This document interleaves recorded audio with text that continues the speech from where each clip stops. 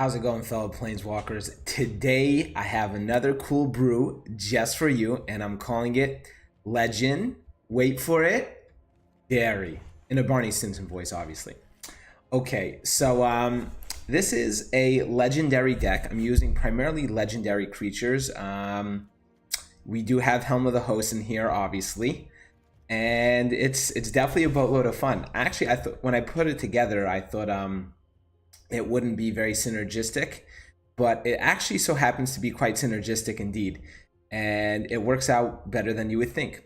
So I'm using the Orzhov colors. I played around with maybe adding a third, splashing in a third color for a bit more legendary creatures, but in the end it just didn't work out. So this is what we have over here. It works really well, and let's get into the breakdown. But before I do, I want to give you guys a reminder to please hit the subscribe button if you haven't yet. Okay, so Legend Wait For It-Dary begins as such. We have 3 Banalish Honor Guards, and this is the only creatures in this deck that aren't legendary. However, Banalish Honor Guard gets +1/+0 for each legendary creature you control. So it works within the theme.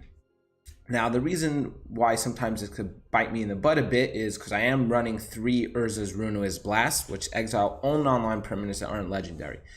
So sometimes that could get in my way, but hey, you know what? This is meant to be early gameplay anyway. Okay, then we have 2 Beneath the Capuchins, the Paragon.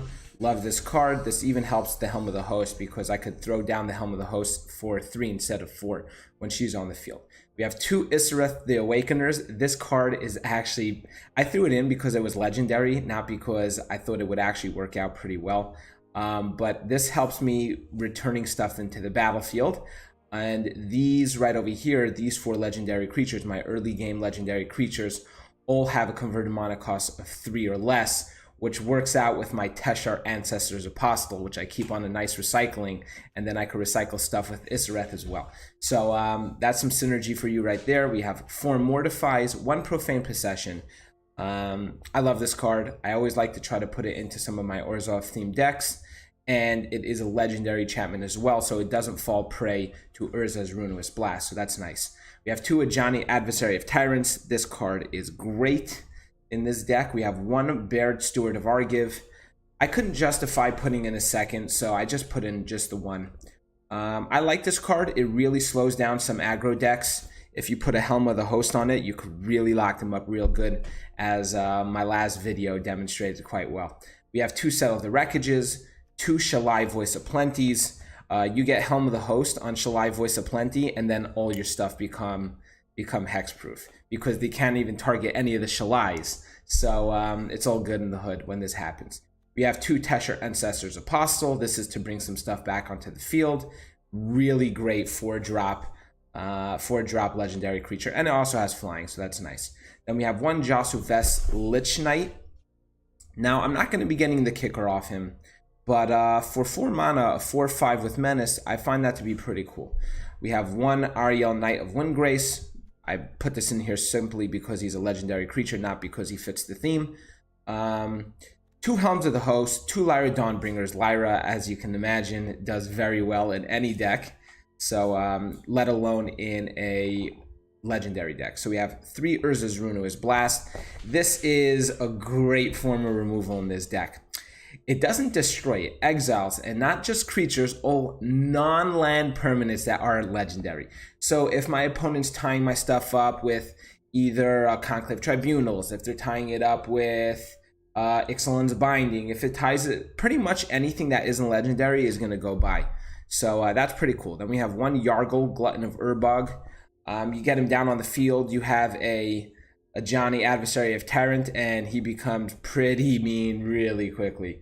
2 Arvad the Cursed. This is a great legendary creature. It's a 5-drop. It's a bit expensive. It's more on the more expensive cost of my legendary creatures over here. He has Death Touch and Lifelink. He's a 3/3 creature. Other legendary creatures you control get +2/+2. So as you can imagine, getting a Helm of the Host on him as well is pretty cool. Something I actually noticed when I did it, the tokens that I create actually don't get boosted as well, because with Helm of the Host, the tokens aren't legendary. So yes, you go wide, it'll boost all my other legendary creatures, it will compound upon, but not the actual tokens of Arvad.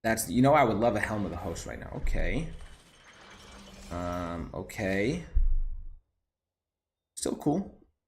Still cool with me. So what I'm going to do is I'm actually going to swing in with Shalai and the Benalish Honor Guard, because next turn with my Isareth, hopefully I'll be able to bring something back. So yes, this does create Afterlife too. So if he blocks it out, then there's going to be 2 creatures. But if he doesn't get to throw anything else down, I'm still a 3/3. So what did he do? He gave himself... What was the point? He was killing me anyway. Okay. This gets dropped down to a 3/2. Let's hope he doesn't throw down a creature. Even if he does, I think I'm going to bring him back. Yeah, I think I'll do that. Okay. So Biggie. This is for 4. Let's see how he plays this. I'm gonna take action.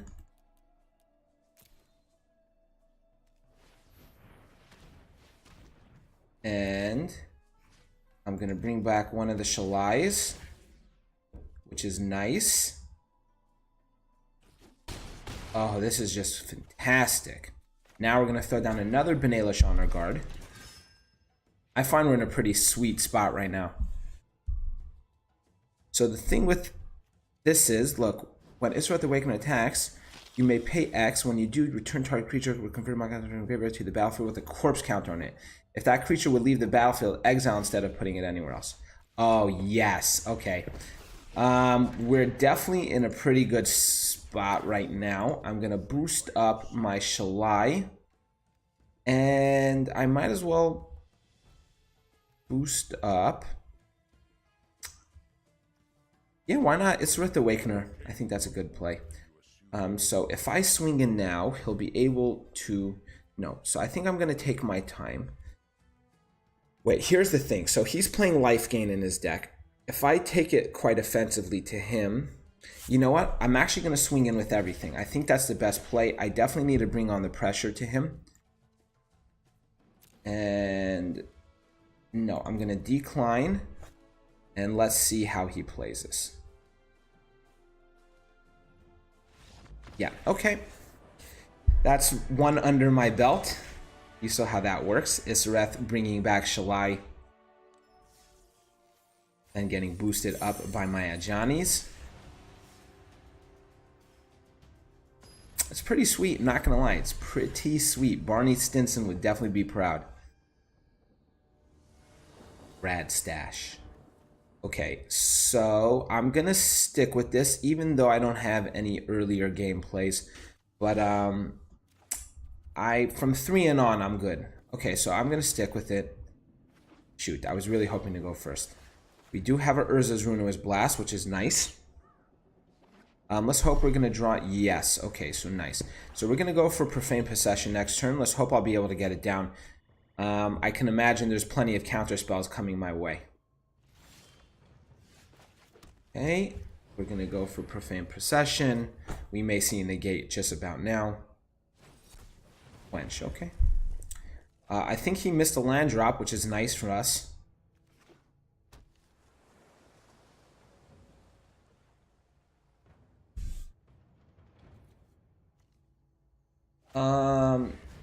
Ooh, yes, I'm gonna play Shalai. Okay, so in case you guys don't know, whenever you draw a card, each opponent puts the top card of your... Oh, wait, so it does work. Wait, you planeswalker control and other creature control have hexproof. We'll find out right now if he's going to make me mill.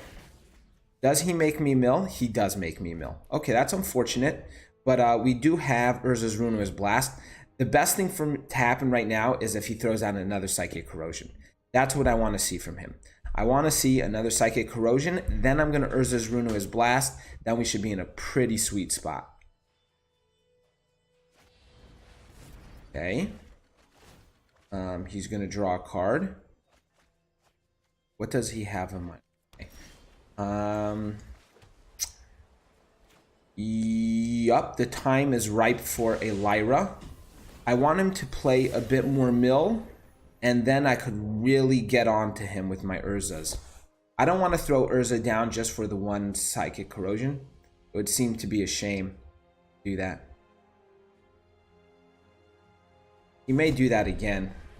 Okay, so Aggressors Ammunition. Interesting. So he's ready to counter my stuff. So I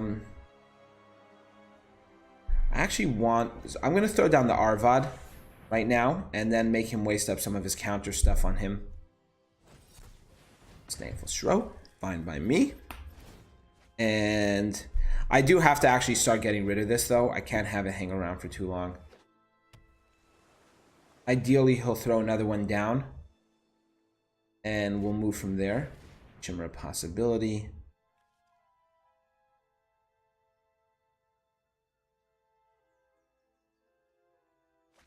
So I'm going to mill another 2 cards. I don't want him to see. Okay. Yeah, we're going to go for Shalai again. He may counter it.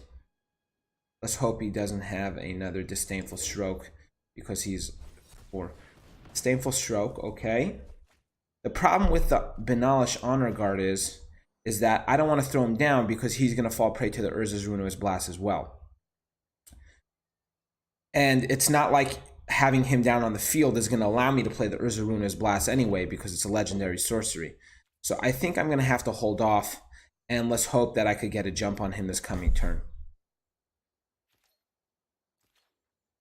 You know what? I'm actually going to throw him down anyway.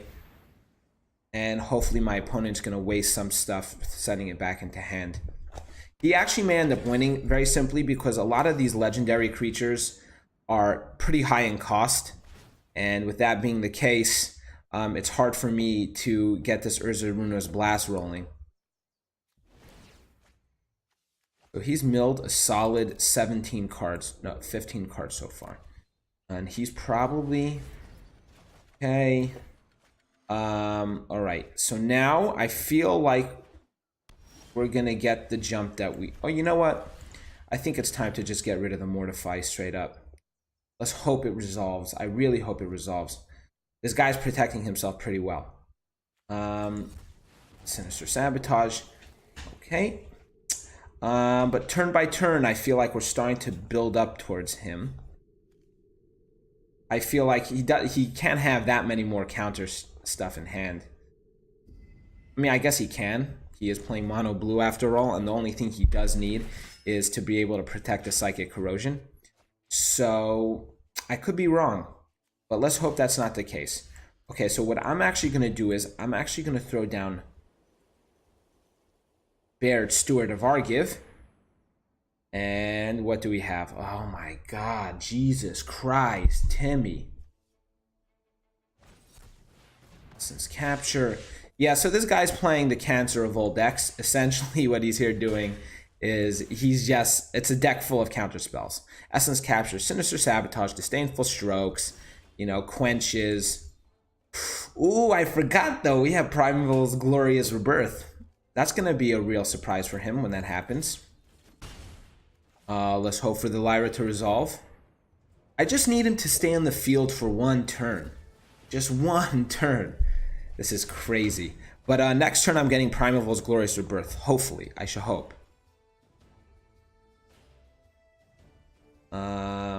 We may not be able to get it off. Yeah.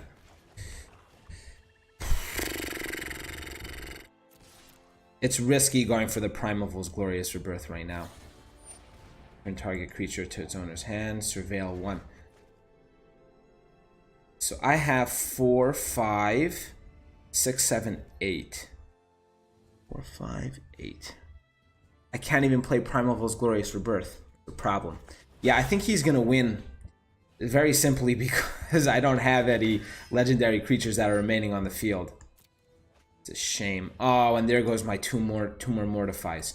Is that all 4 copies? So we have, yeah, that's all 4 copies of my Mortifies. I was very unlucky. And my Urzas are useless at this point. But you know what? If I could manage to score just one legendary creature down onto the field, I think a Denisha Capuchin will be perfect because that'll take up 3, and then we'll have 5 available for the Urza's Ruinous Blast.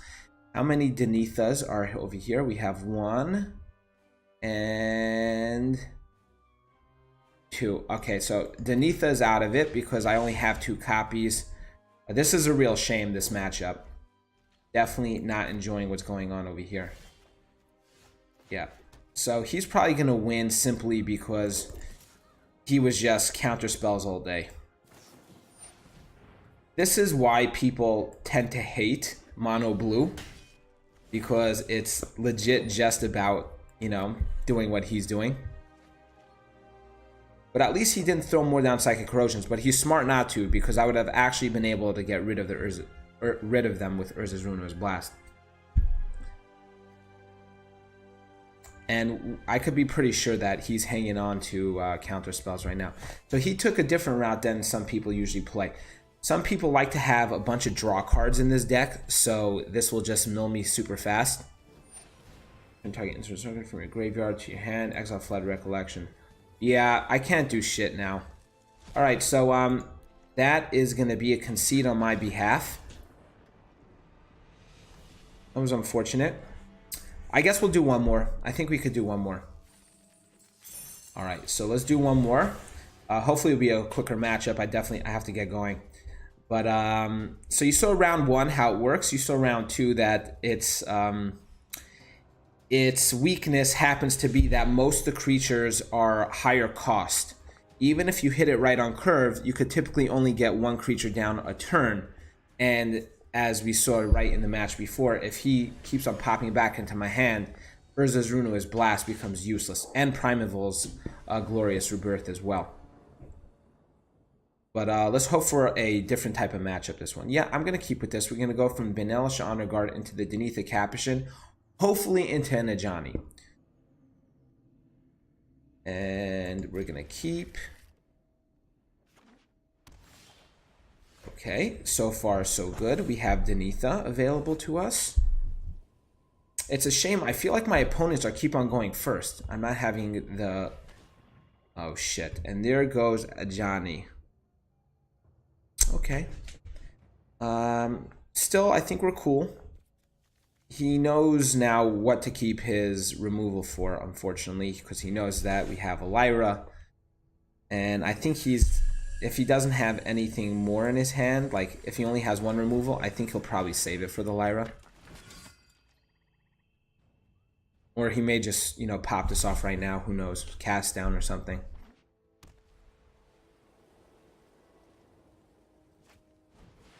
Okay. So we'll do a little trade-off right here. I'm going to throw down Denitha. I'm going to swing in with the Benelish.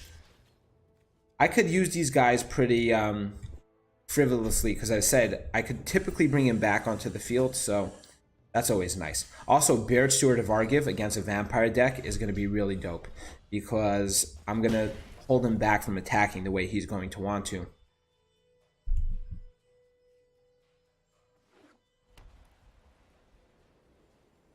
Oh, it looks like he's looking at my Denitha. Maybe he's going to mortify it.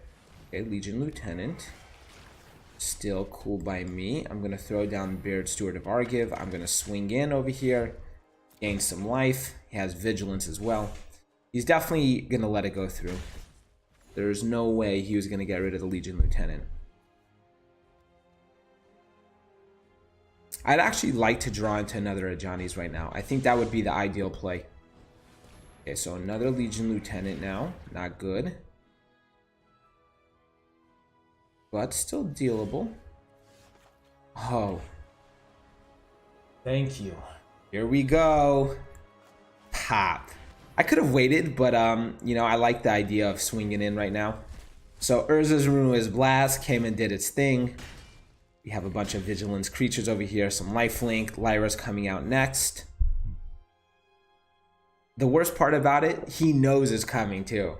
So he's probably sweating it. He can't Veraskas. He only has 1 black swan. Oh, you know what? Never mind. Never mind the Lyra. We have a Johnny. So he may mortify something. He could mortify. He can't cast down because they are legendary creatures. Unfortunately, he could have a Settle the Wreckage. So what I'm going to do is I'm actually only going to swing in with Denitha because I don't want to lose both these guys.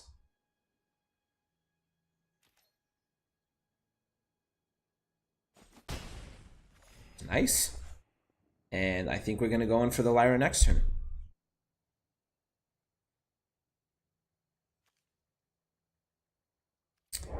I think he's going to find himself in a pretty bad position.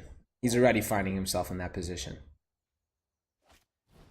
Cleansing Nova. Okay, fine by me. Should I start off with Ariel, Knight of Windgrace? Also, this is 2 or less.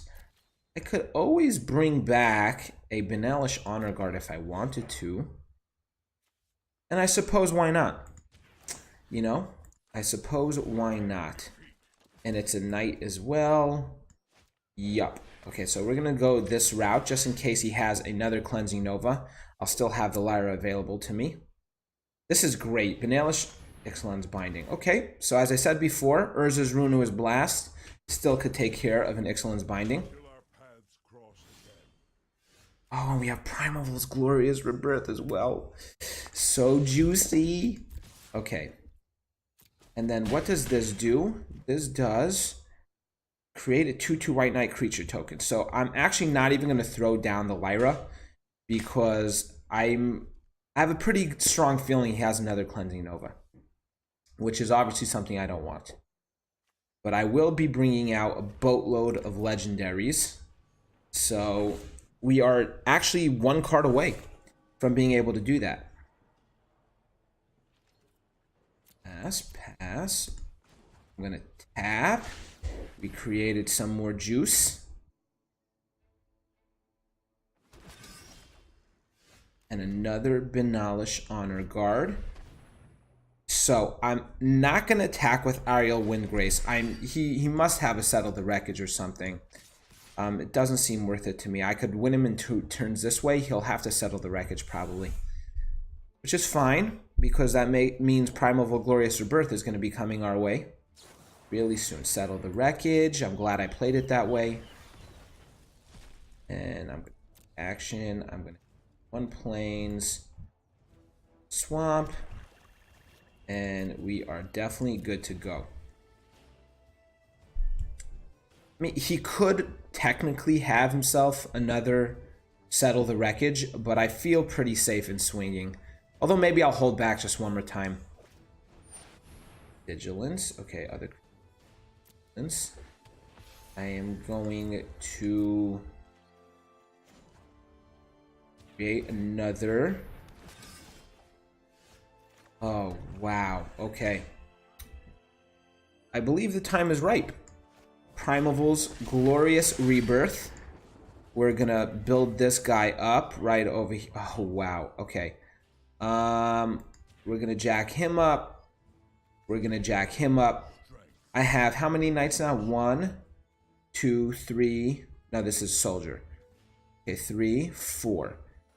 And you know, destroy targets with power X or less. So that won't work doing it that way. This Benalish Honor Guard is a real threat to him right now. He is going to have to block it out, which is nice because a simple Benalish Honor Guard is taking care of his Serra Guardian. If he goes for this knight, then I think he was just foolish. Yeah. Okay, smart play on his behalf. Nice. Okay.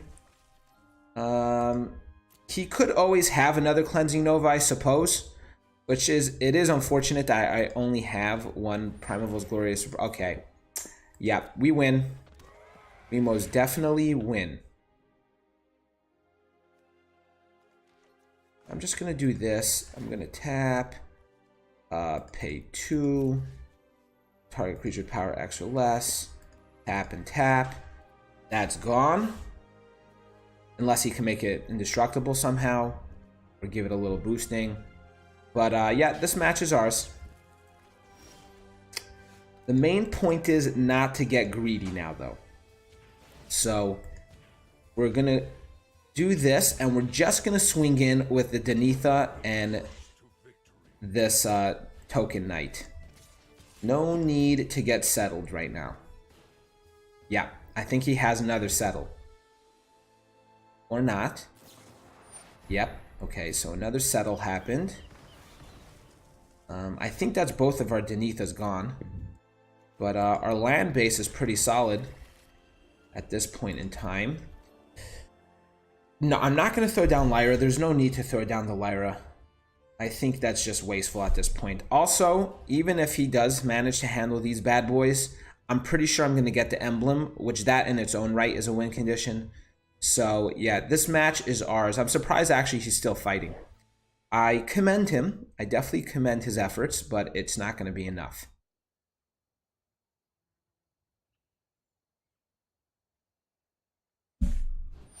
Sky March, okay. Going to bring out for us. Fine by me. Definitely fine by me. So he may be hoping to swing overhead, but we have Lyra coming our way. Yeah, and he has no cards in hand, so that's very nice. So I'm gonna go ahead and create another. Yeah, there we go. Okay.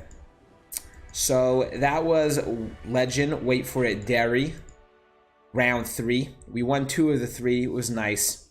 If my opponent wasn't controlling me so well that last one, I probably would have won that too. So anyway, this is the deck. Drop in the comments below if you have any sort of input. It's a shame I didn't get to even see Helm of the Host at all in these matchups, but there's technically no need for it, I suppose. We did pretty well without it. Anyway, I hope you guys enjoyed the deck, and I hope you have a very great day.